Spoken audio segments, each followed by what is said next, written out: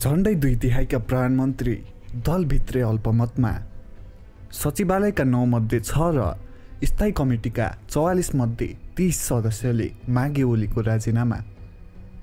झण्डै 2/3 बहुमतका साथ इतिहासको सबैभन्दा शक्तिशाली प्रधानमन्त्रीको रूपमा पद बहाल गरेका केपी ओली अहिले आफ्नै दलमा अल्पमतमा परेका छन्। सचिवालयका 9 मध्ये 6 र स्थायी कमिटीका 44 मध्ये 30 सदस्य विकल्पमा भएकाले पार्टीले ओलीलाई राजीनामाका लागि निर्देशन दिने निश्चित प्राय भएको छ। तर पार्टी निर्देशन सिरोपर गरेर ओली राजीनामा दिन तयार छन् त वा उनले विकल्पको खोजी गर्लान्? अहिले सबैभन्दा पेचिलो राजनीतिक प्रश्न यही भएको छ। पार्टीभित्र अन्तरसङ्घर्षमा प्रधानमन्त्री केपी शर्मा ओलीलाई निरन्तर साथ दिँदै आएका सचिवालय सदस्य गृहमन्त्री रामबहादुर थापा बादलले बुधबारदेखि केपी ओलीको साथ छोडेका छन्। बुधबार साँझ ललितपुरको जम्सीखेलमा आयोजित ओली हितका नेताहरूको छलफलमा गृहमन्त्री थापा खुलेरै प्रस्तुत भए। बुधबार बिहान बालुवाटारमा ओली समूहको बैठकमा सहभागी भए तापनि बादल खुलेर प्रस्तुत भएका थिएन। अहिले असाधारण परिस्थिति आएकाले यस्तो परिस्थितिमा पार्टीको बहुमतले गर्ने निर्णय सबैले मानेर अगाडि बढ्नुपर्ने गृहमन्त्री थापा बताउँछन्। पार्टीको उद्देश्य समाजवादसम्म जाने भएकाले सबैले विधि पद्धति अनुसार चल्नुपर्ने बैठकमा बादलले बोलेका थिए। साथै उनले अहिलेको सरकारको नेतृत्व परिवर्तन गर्नुपर्ने धारणा रहेको बैठकमा सहभागी नेताहरू बताउँछन्। पूर्व माओवादी समूहका एक नेताले भने, आज बादलजी खुल्नुभयो, जम्सीखेल बैठकमा सहभागी मात्र हुनु भएन, भुल्नु पनि भयो। मन्त्रीपदमा भएकाले सुरुमा प्रधानमन्त्रीको विपक्षमा खुल्न अप्ठ्यारो भएको जम्सीखेल बैठकमा सहभागी मन्त्रीहरूले बताएका थिए।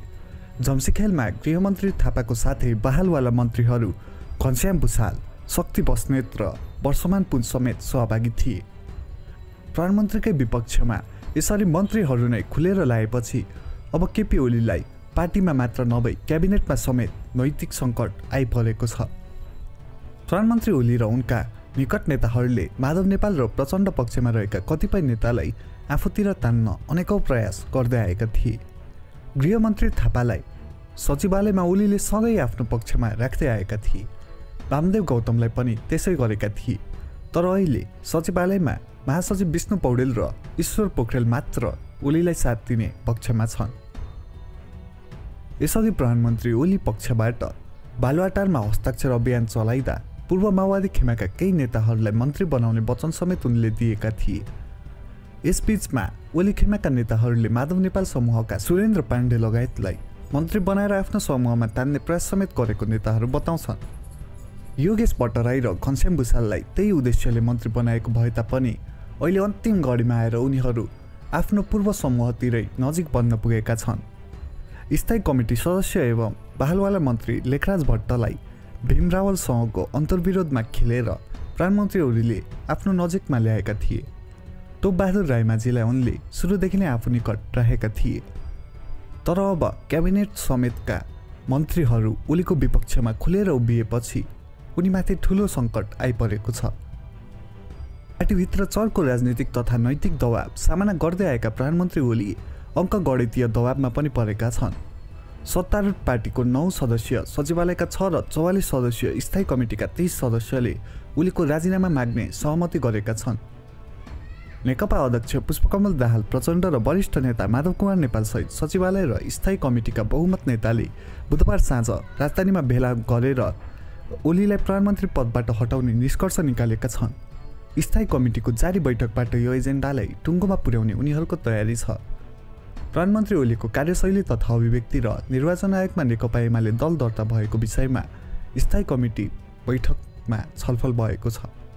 मङ्गलबार 18 र बुधबार 5 सदस्यले बोले पनि बैठक बिहिबारसम्मका लागि स्थगित भएको हो। तर बिहिबार बस्ने बैठकको रणनीति तय गर्न ललितपुरको जम्सीखेल स्थित अङ्गेनो रेस्टुरेन्टमा भेला भएका नेताहरूले प्रधानमन्त्रीको राजीनामा नै अबको विकल्प हुने निष्कर्ष निकालेका छन्। बैठकमा ओली सरकारका मन्त्री पनि सहभागी थिए। साँझ 3 घण्टा चलेको भेलाले सरकार र पार्टी नेतृत्व दुवैमा ओली सरकार असफल भएको भन्दै चालु स्थायी कमिटी बैठकबाट राजीनामा गराउने निर्देशन दिने निर्णय गराउने निष्कर्ष निकालिएको छ। प्रधानमन्त्री ओलीको राजीनामाको विषय स्थायी कमिटीको सर्वसम्मत नभए बहुमतबाट टुङ्ग्याउने सहमति भएको छ।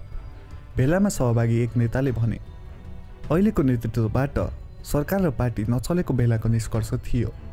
कम्युनिस्ट पार्टी क्षयकरण भयो, जनताको अपेक्षा पुरा भएका छैनन्, प्रगतिशील काम पनि हुन सकेको छैन, नेतृत्व जति रहन्छ त्यति नै समस्या आउँदै जान्छ, त्यसैले तत्काल विकल्पमा जाउँ भन्ने बेलाको निष्कर्ष थियो। स्थायी कमिटी सदस्य गोकर्ण विष्टले भने। प्रचण्ड नेपाल समूहको बेलाले बिहिबारबाट निर्धारित एजेन्डामा बोल्न बाँकी नेताहरूले धारणा राख्ने काम सकिएपछि ठोस निर्णयमा पुग्ने निष्कर्ष निकालेको छ। त्यसअघि सहमतिका लागि कोसिस गर्ने बेलाको निष्कर्ष छ। भेलामा अध्यक्ष प्रचण्ड र वरिष्ठ नेता माधव कुमार नेपालसहित क्रमशः झलनाथ खनाल, वामदेव गौतम, नारायणकाजी श्रेष्ठ सहभागी थिए। त्यस्तै मन्त्रीहरू रामबहादुर थापा बादल, घनश्याम भुषाल, वर्षमान पुन, शक्तिबहादुर बस्नेत, गिरिराज मणि पोखरेल उपस्थित थिए। स्थायी कमिटीका भीमबहादुर रावल, अष्टलक्ष्मी साक्य, सुरेन्द्र प्रसाद पाण्डे, गोकर्ण विष्ट, पेदुराम भुषाल, गणेश शाह, चक्रपाणी खनाल, जनार्दन शर्मा, टोपबहादुर रायमाझी, देवप्रसाद गुरुङ, देवेन्द्र पौडेल, पम्फा भुषाल, मणि थापा, मातृका प्रसाद यादव, लीलामणि पोखरेल, हरिबोल गजुरेल, भीमप्रसाद आचार्य, मुकुन्द न्युपाने, युवराज केवाली र रघुजी पन्त सहभागी थिए। प्रधानमन्त्री ओलीले पार्टी एकतालाई जोगाइराख्न अन्तत बहुमत नेताहरूको तर्फबाट लगिने प्रस्ताव स्वीकार गर्न बाध्य हुने ती नेताको दावी छ। प्रधानमन्त्री ओलीलाई साथ दिँदै आएका गृहमन्त्री बादलले पनि अब पार्टी र सरकार ओलीका नेतृत्वबाट नचल्नेमा आफ्नो सहमति रहेको बेलामा सुनाएका थिए। राजीनामा माग भएपछि प्रधानमन्त्री ओलीले मन्त्री र नेताहरूलाई बोलाएर बेग्ला बेग्लै परामर्श सुरु गरेपछि दबावका लागि स्पष्ट पोजिसन बनाउने उद्देश्यले भेला गरिएको नेताहरू बताउँछन्। पार्टी स्थायी कमिटी बैठक चलिरहेको बेला प्रधानमन्त्री एवं अध्यक्ष ओलीले आफू निकट नेताहरूसँग छलफल गरेपछि अर्का अध्यक्षले पनि अन्य नेताहरूसँग छलफल गरेको भीम रावल बताउँछन्।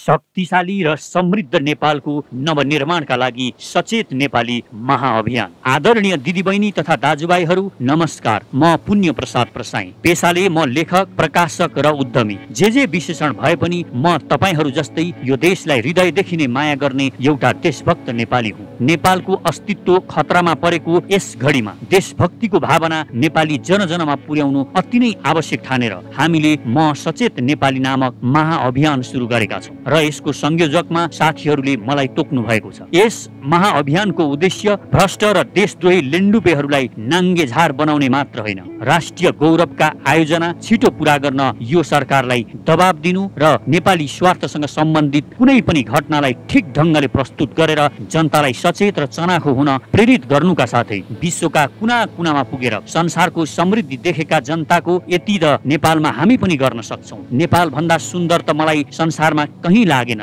भन्ने जुन भावना छ त्यसलाई मूर्त रूप दिन र उहाँहरूलाई आफ्नो मातृभूमि फर्केर परिवारसँगै बसेर केही गर्न सक्ने उद्यमी हुन प्रेरणा दिनुका साथै नेपाल र नेपालीलाई माया गर्ने सकारात्मक सोच भएका मनहरूलाई गोलबद्ध गरेर नेपालको निर्माण गर्न यहाँको बेथिति, विसङ्गति, भ्रष्टाचार र राष्ट्रद्रोही दलाल लेन्डुपे विरुद्ध लड्न एउटा विश्वसनीय, भरपर्दो र सशक्त आवाज निर्माण गर्नु हो, जुन आवाज सुन्न यो लम्पसारवादी सरकार पनि बाध्य बनोस्। हामीलाई यो देशका भ्रष्ट र लेन्डुपे नेता, भ्रष्ट र दलाल कर्मचारी टाठा बाठा बनेर विदेशीको पैसा खाएर परे देशै बेच्न पनि पछि नपर्ने विदेशी जासुसहरूले धेरै भ्रममा पारे। अब सचेत बनौं र अरूलाई पनि सचेत गराउँ। यो सचेत नेपाली महाअभियानको उद्देश्य सानो र सुन्दर नेपाल मात्र होइन, विशाल, शक्तिशाली र समृद्ध नेपालको नवनिर्माण हो। यसका लागि तपाईँ पनि भन्नुहोस् म सचेत नेपाली, र यदि हामीसँग हातमा हात र आवाजमा आवाज मिलाएर यो देशको नवनिर्माणको यो महाअभियानमा सक्रिय बन्न चाहनुहुन्छ भने हामीसँग